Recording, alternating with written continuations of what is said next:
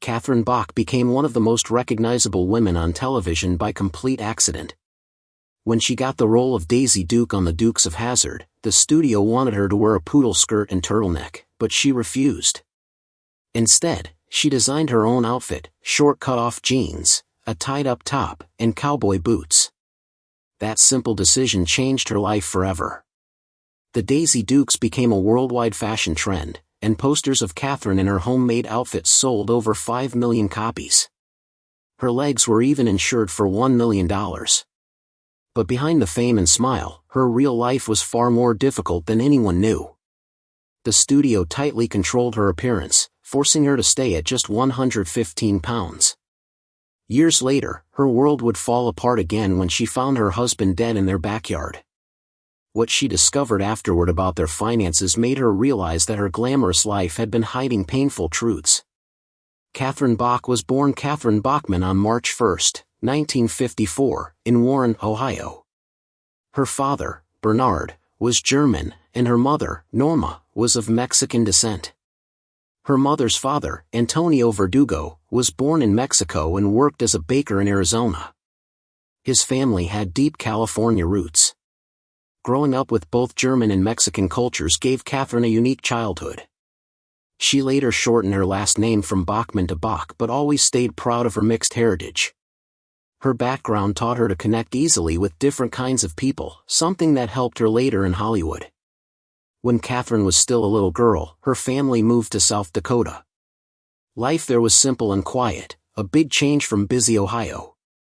She spent her days on a ranch, taking care of animals and learning to live close to nature.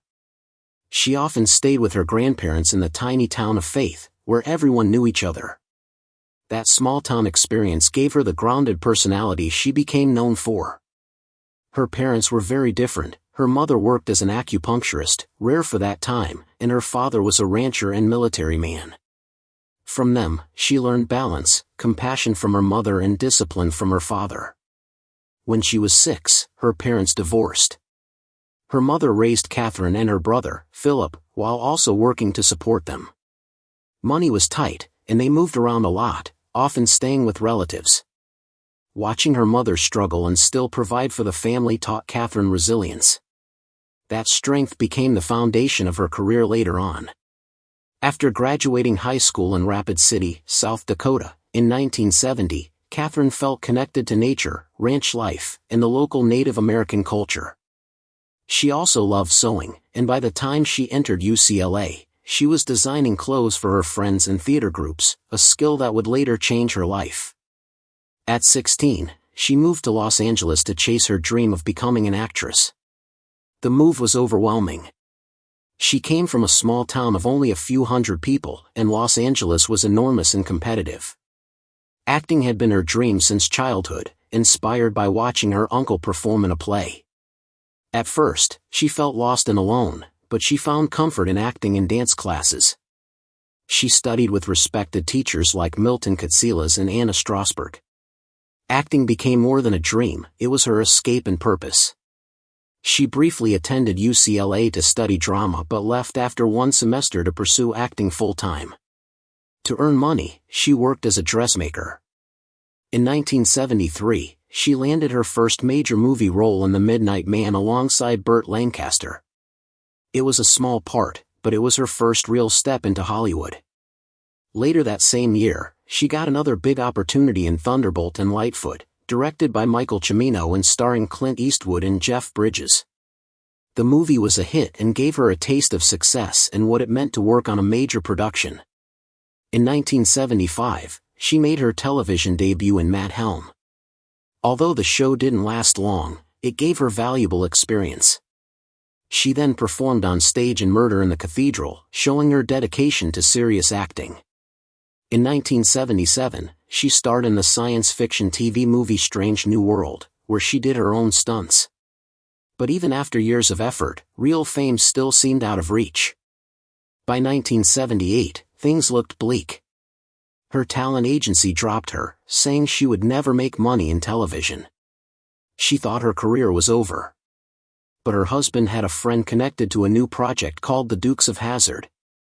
When she was invited to audition for the role of Daisy Duke, she said no 3 times, convinced she wouldn't be chosen. Finally, with encouragement from a friend, she went to the audition. The producers had a specific image in mind: blonde wig, poodle skirt, and go-go boots, but Catherine had a different idea. She wore her own denim shorts and cowboy boots instead. Her natural confidence stood out. When she finished her audition, everyone in the room clapped. Out of more than 2,000 women, she got the part. When the Dukes of Hazzard premiered in January 1979, Catherine instantly became a household name. She did many of her own stunts, including car chases and high-speed driving, skills she'd learned growing up on a ranch. Her charm made Daisy Duke more than just a pretty face. She was brave, clever, and funny. By the 3rd season, the show was one of the top-rated programs on television, watched by over 20 million people weekly. The studio wanted to control her image and kept trying to dress her in old-fashioned clothes, but she refused. She created Daisy's look herself, which became one of the most iconic in pop culture. Her famous poster, which she designed and styled on her own, sold millions of copies. The term Daisy Dukes became a permanent part of American language, describing short denim shorts. Despite her success, the pressure on Catherine was intense. Hollywood in the late 1970s was not kind to women, especially those labeled as sex symbols. Thankfully, her co-stars John Schneider and Tom Wopat often looked out for her, treating her like a sister and making sure she was safe. Catherine stayed loyal to the show for all 7 seasons, appearing in every single one of its 147 episodes. Even when her co-stars left during a legal dispute, she remained and helped keep the show alive. After the show ended in 1985, Catherine tried to reinvent herself. In 1987, she starred in the action movie Street Justice, where she played a tough woman caught in a CIA conspiracy. She trained hard and did her own fight scenes, but the film didn't do well commercially. Still, she proved she was willing to take risks and show her versatility. In 1992, she took on a completely different challenge. She moved to South Africa to star in African Skies, a family adventure show about nature and cultural healing. Filming was difficult, long hours, intense heat, and real wild animals, but she loved it. The series became popular in 47 countries and made her one of the highest-paid actresses on cable television at that time. In 1997, she shocked audiences by starring in The Break, playing a seductive and dangerous woman, completely unlike her old image. She took the role to prove she wasn't just Daisy Duke. Though the movie didn't make much money, critics admired her courage to take such a bold step. In 2000, CBS reunited the Dukes of Hazzard cast for a TV movie called Hazzard in Hollywood. Even though it had a small budget and many production issues, it drew nearly 13 million viewers. Catherine earned $300,000 for her return and reminded audiences why they loved her. In 2006, she appeared on the show Monk, continuing to act and stay connected to television. Catherine Bach's life has been a journey of creativity, strength, and resilience. From a small-town girl who sewed her own clothes to a Hollywood icon who created a fashion legacy, she showed that standing up for yourself can change everything. Even after loss and hardship, she kept moving forward, proving that confidence, independence, and self-belief can turn one small decision into a lifelong legacy. It had been 12 years since Catherine Bach last appeared on TV when she returned for a guest role, earning $35,000 for just 2 days of work. The role was a fun nod to her past because she once again played a waitress. But it wasn't as easy as people might think. Catherine struggled with the fast-paced dialogue and needed 23 takes to get one scene right. Director Randy Zisk explained that she had a hard time switching from the slower, old-school film style to modern digital filming. Catherine even watched old episodes of Monk to match Tony Shalhoub's energy and timing. Despite the challenges, fans were thrilled to see her back on screen. She appeared in the last 8 minutes of the 41-minute episode, and Entertainment Weekly called her appearance a perfect moment of nostalgia. In 2012, Catherine took on something completely different when CBS cast her as Anita Lawson in The Young and the Restless. Anita was a scheming and manipulative mother, nothing like the sweet Daisy Duke fans remembered. Catherine began filming on January 9th, and her first episode aired on February 7th. She embraced the darker role fully, appearing in 62 episodes over the next 7 years. Her final episode aired on June 14, 2019. Catherine was 58 when she joined the cast, and it became an impressive comeback into daytime television. Fans were surprised by her range and loved seeing her play such a bold character. In 2015, she explored a new genre, horror. She starred in the indie film Book of Fire, playing a character named Bib Anna alongside Carmen Electra and Jason Mewes. The story followed a cursed girl connected to an ancient Roman plague. Catherine's role involved deep emotional scenes filled with fear and loss. She was 61 at the time and once again showed she wasn't afraid of taking creative risks. The movie didn't do well, receiving a low 3.1 rating on IMDb, but Catherine didn't seem to mind. It proved she was still fearless about trying new things, even if they didn't always succeed. Fans have long wondered if the Dukes of Hazzard could ever return. At the 2023 Gallatin Comic-Con, someone asked Catherine about a possible reboot. She didn't rule it out. She said that shows like that were mystical things and only worked when the right people came together with the right story. If that happened, she'd be happy to be part of it. John Schneider is already working on something similar called Earls of Perry, but since Warner Brothers won't do an official reboot, Tom Wopat has lost interest, saying modern audiences wouldn't accept it anymore.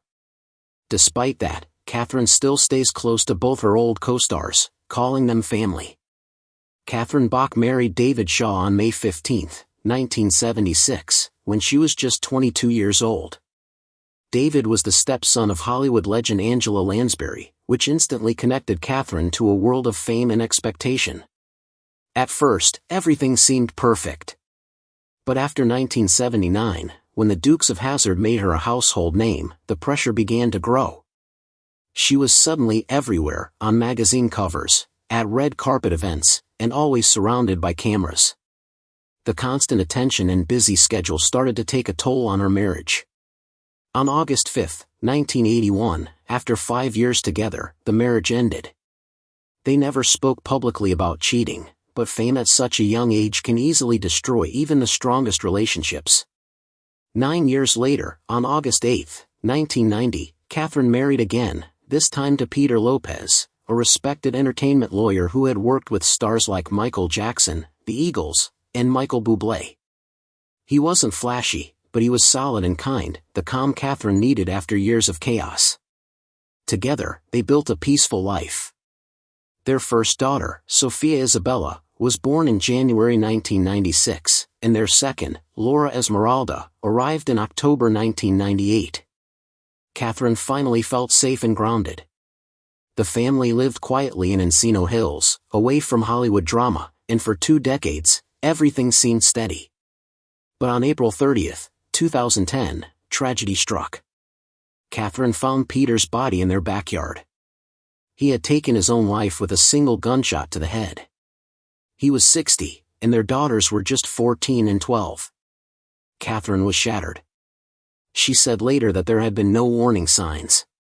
She eventually discovered that Peter had been struggling with financial problems caused by the 2008 economic crash, but he had kept everything hidden to protect the family. The grief was overwhelming. Catherine turned to therapy, her faith, and her daughters to survive. Her older daughter, Sophia, found comfort in music and often appeared with her mother at charity events, including those for the George Lopez Foundation. Laura stayed more private but remained close to her mother. Catherine said her daughters became her reason to keep going. Even when Sophia faced health issues during her teen years, Catherine stayed strong. The family had already faced so much loss, but together, they learned how to keep moving forward. Catherine's childhood also had its share of pain. Her parents divorced when she was only 6 years old in 1960. Her father, Bernard, stayed in South Dakota to run a ranch, while her mother, Norma Jean, moved to California and became an acupuncturist. Catherine grew up between 2 very different worlds, never feeling completely settled. The divorce made her cautious and left her with emotional scars that shaped how she handled love and fame later in life. In the 1980s, As her fame exploded, Catherine faced a new kind of pressure, her body.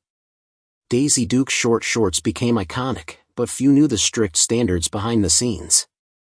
Producers told her she had to stay at 115 pounds, even though she was 5 feet 8 inches. It wasn't healthy, but the industry didn't care. Catherine began working out obsessively, 3 hours a day of dancing, hiking, and swimming. It wasn't about fitness, it was survival. Even though she looked confident on screen, she silently battled anxiety and body image issues. Therapy helped her eventually heal and accept her natural self. After Peter's death, Catherine learned just how bad his financial troubles had been. The crash had nearly destroyed his law practice, and the investments he made to recover had failed. He never told her, trying instead to protect her from the burden. She later said, "I trusted him.